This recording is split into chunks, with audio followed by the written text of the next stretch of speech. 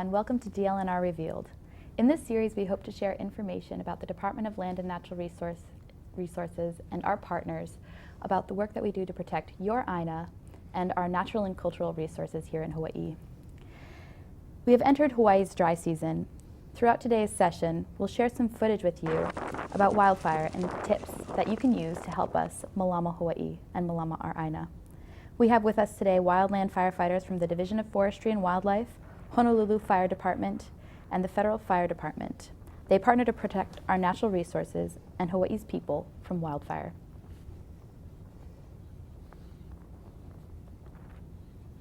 I'm Michelle Jones, Information and Education Coordinator with the Department of Land and Natural Resources, Division of Forestry and Wildlife. And this is also known as DOFA. DOFA is one of 12 divisions underneath the Department of Land and Natural Resources. And here today I have with me Fire Management Officer Wayne Ching, and also our friend and Oahu Fire and Forestry Program Manager, Ryan Peralta. Thanks for joining us today. Thank you. Thank you. I'm hoping we can get started with a little introduction, a little background on who you guys are and how you got to be in the positions that you're in today. So Ryan, tell me a little bit about yourself and where you went to school and just how you got into this job. Well, I was born in Hilo. I grew up in Mililani. In high school, my mom saw that I wasn't doing a whole lot in terms of job-wise. So she volunteered me for the Division of Forestry and Wildlife, and I spent 2 summers clearing trails. I was a free volunteer weed whacker kind of guy, and we just went out in the mountains and we weed whacked for every day the whole summer. Learned how to run a weed whacker, chainsaw, forward drive. We did a lot of outdoor mountain kind stuff. We did camping, and from that point on I was hooked, and became kind of something that I kind of wanted to see myself doing for the rest of my life. I didn't want to be behind a desk. When it came to like college time, you know, I heard forestry is a good degree to get into if you want to get into this kind of field. So after that, after high school, went to college, got a degree in this field, came back. They didn't have any jobs for me, so I bussed tables for a while and surfed every day, got that out of my system. Nice, nice. And then job opportunity opened up, and I've been here ever since. Excellent. Well, we're glad to have you with us, and thanks for doing all the work that you do. So when you got into forestry, did you know that you'd be fighting wildfire? Was that your initial intention, or is that something that came later? Yeah, I think I kind of knew that there was that element. You know, you see, like, you know that it happens, and I knew that there was that element, but it wasn't really the reason why I got into the field. It was really my love for the outdoors and the whole mountain, rain, mud, mosquito thing that kind of turned me on to that stuff. Yeah, same here, same for me. So Wayne, I was hoping you could tell us a little bit about yourself as well, and maybe how your career progressed into being the fire management officer for DOFA. Well, kind of like Ryan, I grew up on Maui, East Maui, in a little village called Keanai. And when I was in the 5th grade, a forest ranger came to our school and did a visit, talked about forestry. And I never thought much about it after that in high school, until I went to Oregon State, where I had to make a decision. Well, did I want to be a wildlife biologist or a forester? And I said forestry was it. And so I graduated from Oregon State University in the School of Forestry. And you've really been instrumental in growing the fire program under the Division of Forestry and Wildlife. At least that's my perspective, because you've been with DOFA for how long now? Since 1979, so 32 years. 32 years. And when I first started, I was a survey forester. So basically being outdoors, measuring some of our forest plantations. And then if you fast forward to 1994, my predecessor, Patrick Costales, was the fire management officer at that time, and he got promoted. And so I just pretty much stepped into his shoes and carried the program from then on. Excellent. Well, you had a great leader then. Yes, I did. Thank you. Yeah. So I was hoping you could share with me and our audience a little bit more about how the Division of Forestry and Wildlife's fire program works. I know there's 3 parts, and could you share those and maybe a little information about the 3 parts? Well, like the fire triangle, we actually have 3 points. The first one is prevention program, and the prevention is pretty much going out to schools, to communities, talk about fire prevention. And so a lot of it is outreach. The other one is our we call pre-suppression, and basically what it is our training program, our readiness program. So we not only train our personnel in firefighting and do a refresher training every year, but we also ready our equipment, fire vehicles, equipment, so on and so forth. And then the third point is suppression. So they're actually getting on the ground, breathing fire, eating smoke, that type of thing. So prevention, the outreach, pre-suppression, the training, and the readiness, and then prevention is actually putting the fire out. And that's what we always hope not to do. Yeah, yes. So anyway, in Hawaii, we're intimately connected with our ahupua'a, our watersheds, and fires obviously have drastic impacts on the watersheds and on Hawaii. So Ryan, could you tell us a little bit about how fires impact our ahupua'a and what we can do to help prevent that? Well, in Hawaii we have the native forests and whatnot, and fire is not really a part of the natural processes in Hawaii. Right. Like mainland, there are some ecosystems there that actually depended on fire for regeneration and whatnot, but in Hawaii it's actually quite the opposite. So you have a native ecosystem that is not adapted or used to this element. Fire is a natural element, and when you have a fire in the native ecosystem, it'll come through, it'll kill the native plants, it'll wipe out entire areas, it'll make it bare and barren. And what will happen is you have all these weeds coming in, and the weeds are a little bit more aggressive, they're more prolific in a reproduction standpoint, and the natives cannot compete. So we've had fires in really pristine native forests, and where there's maybe 99% native, and it would just run everything barren. And then what comes back, what actually rejuvenates, is like 80% weeds, and it starts that way, and the natives just can't keep up, and you start this like little kipuka of weeds, and from there it kind of expands outwards. So fire is devastating to the native ecosystem. From the watershed standpoint, I mean the vegetation, it acts as a sponge, when it rains, and then it captures the water, it prevents the runoff, the mud and whatnot from going into rivers and your streams. It helps to absorb that water, transfer it down into the aquifers, which we use for drinking water and whatnot. So from a watershed perspective, the fires remove that sponge, that capturing layer, and it allows, this devastation allows, the mudding of the rivers and the streams and erosion and taking away our topsoil. And in some cases, you take away the topsoil, and then nothing will grow on top of that. And if you look at some of our, you drive around, like say the H3, for example, and you see these big dirt scars, and nothing is growing there. And you take away that topsoil, and it's hard for vegetation to come back. Or if something does come back, it's weeds again, yeah. So it's bad for the watershed, and from the rare plants, perspective, native plants that we have in Hawaii that we don't have anywhere else in the world. You have these fires come through, and it just basically wipes out the last remaining plants that we have. For example, the nanu, the Gardenia brighamii, there's only one plant, one single individual, wild individual left on the island, and this plant, there's less than 50 left in the known universe, right? And there's only one left on Oahu, and the reason why the other ones were taken is most likely, fire and weeds and stuff like that. So fire definitely has a negative impact to our rare plants, and just not good for the nativeness of the natural environment. And also, I mean, being a surfer, I would think it would impact the health of our oceans from the sedimentation on reefs and whatnot. Is that true? Yeah, they also I mean I'm not a marine biologist or stuff, but I watch Discovery Channel, and in the sedimentation, from the runoff and the erosion, it covers the coral reefs. And sure doesn't have a positive impact. Yeah, anyhow. it's not so good for it. Yeah, there's actually problems with that. But. Yeah. Well, I heard from Wayne and Ryan just a little bit earlier, last week actually, about the Honolulu Fire Department and the great partnership that we have with them. And today we have another guest with us. We have guest Captain Terry Seelig with the Honolulu Fire Department, and I'd like to introduce him today. Hi, Michelle. I'm hoping that you can share a little information with us about your partnership and how you work to help protect against wildland fires, pardon me, as well.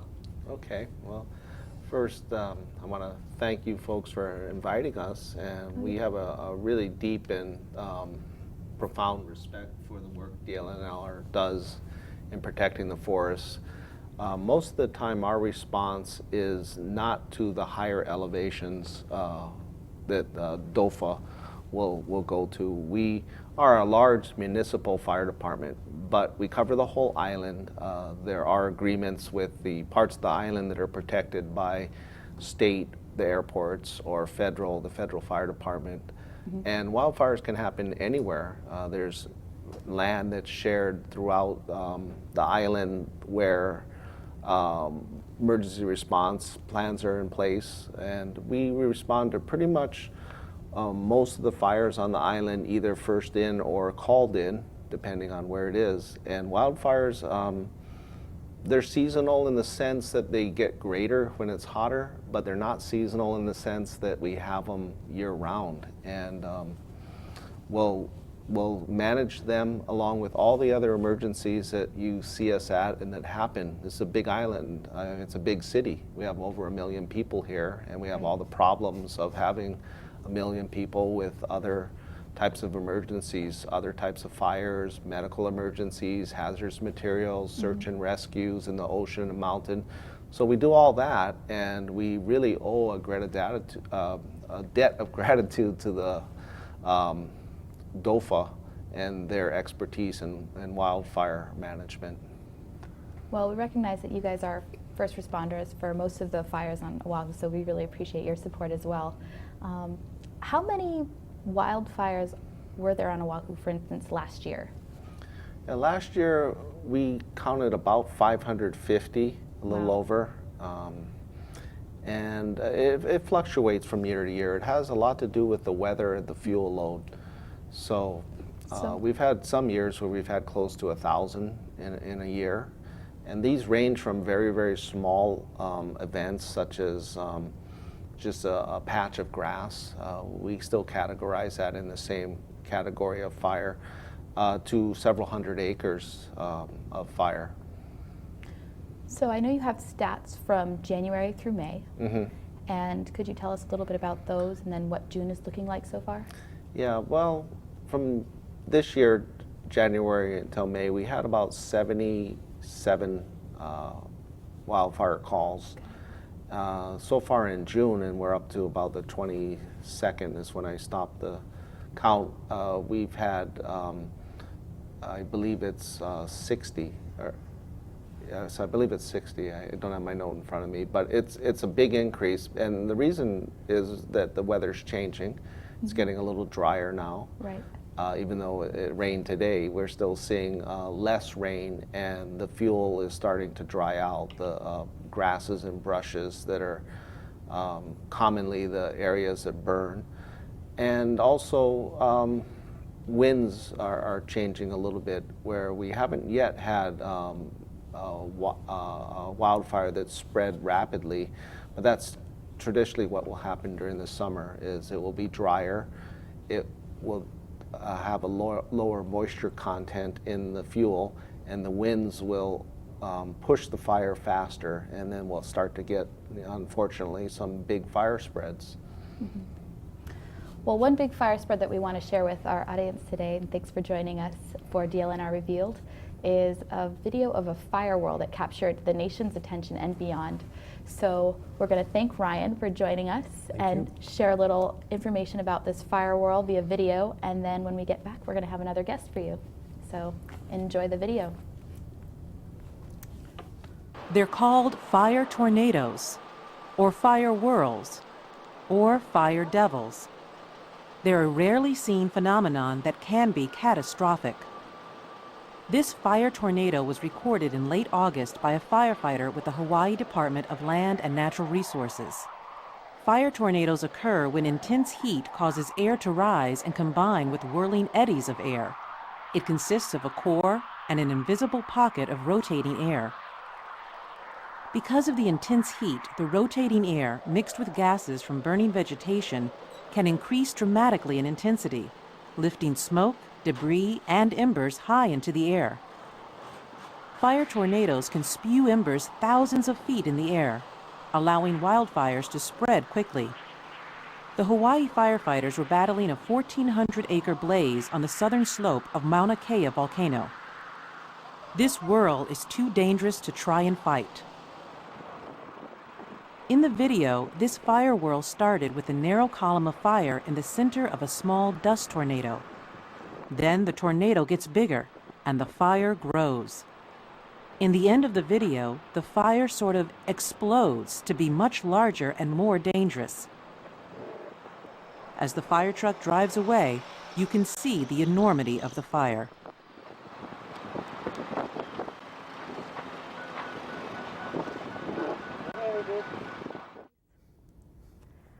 Well, now we have with us Battalion Chief Victor Flint from the Federal Fire Department. Thanks for joining us today. Nice to be here. Thank you. Thank you, and thanks for all of your work and your partnership too with the Thanks. Division of Forestry and Wildlife and DLNR in our work to prevent wildfires for the people of Oahu. Thank you. And statewide, right?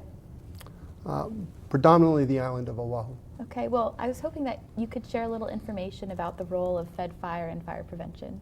Sure. Yeah. Well, the Federal Fire Department in Hawaii is the largest federal fire department in the world. We have over 300 men and women, 15 stations, and a headquartered unit here on this island. And we respond to every type of emergency, structure fires, car accidents. And we also respond to fires aboard ships and subs, and we deal with the full gamut to include medical emergencies. But wildfires is the issue, and yes, we do respond to a number of those. Mm-hmm. And of course, we want to strive to prevent as many wildfires as possible. Oh, yes. And that's one of those 3 points in the fire triangle. And maybe you could share a little bit about the fire prevention programs that we have here and that we all work on together as partners against wildfire. Sure. Well, thank you. Yes, we do partner with State Forestry and the Honolulu Fire Department and other emergency responding agencies to set up an aggressive and progressive wildfire prevention program. Our chief says all the time, the best way to fight a fire is to prevent the fire. And that's why we have the campaign going out, and we try to focus on the children. Excellent. And I know Wayne says the very same thing to us at our office. The best way to fight a fire is to prevent it from happening in the first place. Definitely, the prevention program, Yeah. is focused on not only children but adults as well. So it's important that we get that message across. And how do you do that? Well, we go out at community meetings. We've gone to schools and done some exhibits, and of course, for forestry, it's been Smokey Bear has been our icon, and we're trying to push that program. And it's very successful too. It is. I think on Oahu last year alone with Ryan, we reached almost 5,000 school students, and we went to Fantastic. Makakilo Elementary School with all of you guys. You were all there. Fantastic. It was, that was a really wonderful experience, and I think it really touched the heart of some of the students and some of the adults too. Touched our heart. Yeah, well, I'm really glad that we could all join. So now we're going to show a little clip about a wildfire that happened here on Oahu just a couple years ago. And unfortunately, a number of the fires that are set, they're actually set intentionally. And I'm hoping that you guys can share a little information about how, so we'll start with you, Victor, how those intentional wildfires impact your units and your ability to respond to other emergencies. Well, thank you, Michelle. Yes, when these fires are set, it takes valuable resources away from emergencies such as structure fires, Right. car accidents, medical emergencies, things like that, to fight a fire that was that didn't need to happen in the first place. And the destruction, like what Ryan and Wayne was talking about earlier, it's horrible. It burns our vegetation and it kills endangered species, and the silt runoff runs into our stream, which ultimately runs into our ocean, and it's a horrible scar. The other thing is we're using tens of thousands of gallons of water to fight this unnecessary fire. And it's water that we can't afford to lose. especially during our summer months or our dry periods. So preventing the fires are the ultimate goal, and with a strong public awareness and prevention program like what we're doing now, we feel is the key. Well, thank you. Thanks Thank very you. much.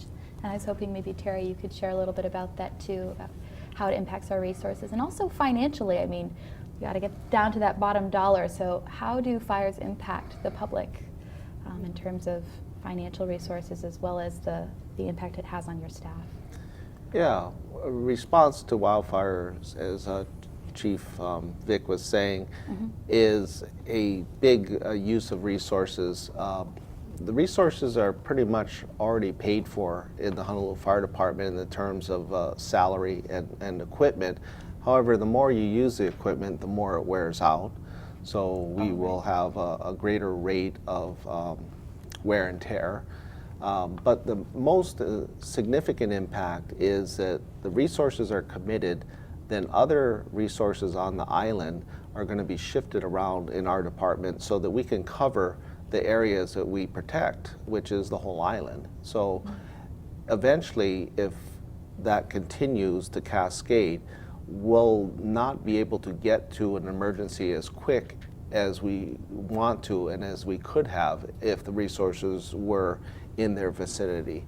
Right. So that's the most significant impact, is the risk that it presents to the rest of the citizens. You might think that, oh, you have a wildfire out on the west side, it's no impact except out on the west side. Well, that's really not true, because we'll pull companies in from the windward side, from the east side, from the central side, and we'll readjust our coverage, and that will be less units available if there's another big event, such as a structure fire or something personally significant like your friend or family having a medical emergency.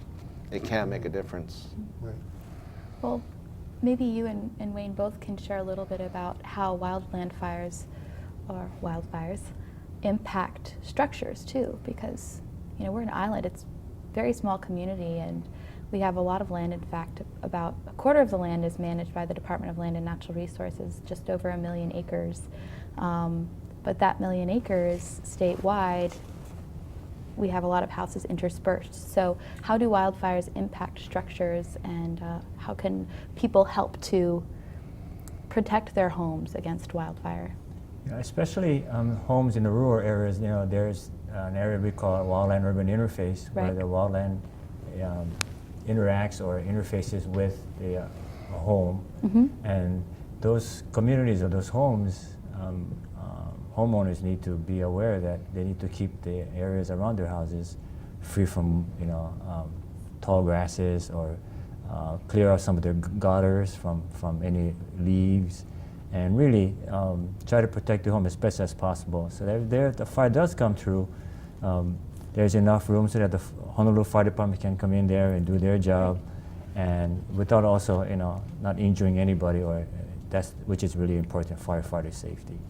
But to protect homes is a really important thing. So people can look at what we have called a National Firewise program, and people can get on that website, and there's lots of tips about taking care of their homes. And we have Firewise representatives here in the islands as well, right? That's correct. And it's important for you all to know that you want to make sure that you do not have debris 30 feet from your house, right, Wayne? That's correct. Okay, Yes. so you want to have a nice clear area, and then you want to make sure those gutters are clear. And also, one common saying, I'm going to get this wrong, I know I am, about 911. What do you say? There's a Don't common... stall Don't call. stall. Don't stall call. Don't stall call 911 if you ever have any problems with, or if you see a wildfire, because you may be the very first person to actually That's see right. that wildfire. That's right. And oftentimes people think, oh, somebody else got that. But fires Yep. are quick, they spread fast. We want to make sure that people are vigilant, not just our firefighters, we've got to support them. So we want to make sure that everyone is vigilant and we all work to protect against wildland firefighters. Do you guys have any last tips that you want to share with our audience? Again, just being firewise and fire safe. Firewise and fire safe? Yeah, be careful with your use of fire, whether it's recreational or if you're working, a torch or a tool. All those can accidentally start fires. But also, please help the community in getting information to law enforcement if you know of anybody setting fires intentionally. That's the only way that we're going to make a difference in that problem, is have people share information with the police officers. Well, thanks again for joining us on DLNR Revealed, and we're going to share some PSAs with you now that were developed by Sea Rider Productions. Aloha, and until next time.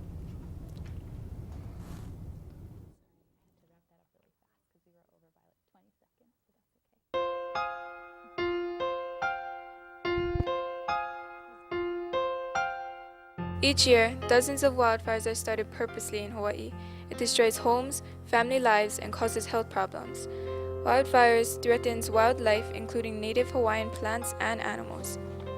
With the strike of a match, wildfires hurt everyone. Remember, malama the land, malama each other, and don't start wildfires.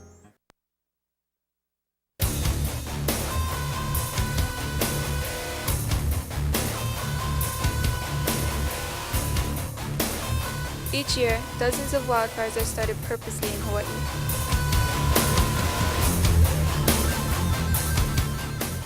It destroys homes, family lives, and causes health problems.